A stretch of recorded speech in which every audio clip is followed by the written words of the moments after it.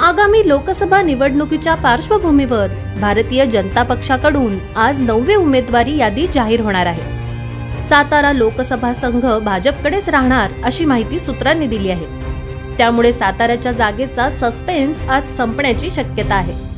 या मतदारसंघातून भाजपकर्ते उदयनराजे भोसले यांना तिकीट मिळणार का हे पाहणंही तितकंच महत्त्वाचं असेल। आज संध्याकाळपर्यंत जाहीर होणाऱ्या या 9व्या यादीत देशभरातील आणखी कोणत्या बड्या उमेदवारांची नावं भाजपतर्फे जाहीर केली जातात याकडेही सर्वांचं लक्ष लागलंय। सातारा लोकसभा मतदारसंघासाठी महाविकास आघाडी आणि महायुती या दोघांकडूनही अद्याप उमेदवार जाहीर करण्यात आलेला नाही।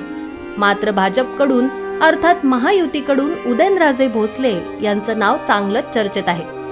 गेल्या अनेक दिवसांपासून उदयनराजे भोसले यांच्या नावाची चर्चा सुरू आहे। मात्र त्यांच्या नावाची घोषणा अद्याप अधिकृतपणे करण्यात आलेली नाही। आज भाजपच्या उमेदवारांची 9वी यादी जाहीर होणार आहे। यामध्ये उदयनराजेंच्या नावाची घोषणा होते का याकडे अनेकांचं लक्ष लागलंय। तसेच झालं तर साताऱ्यातील जागेचा सस्पेन्स आज संपू शकतो।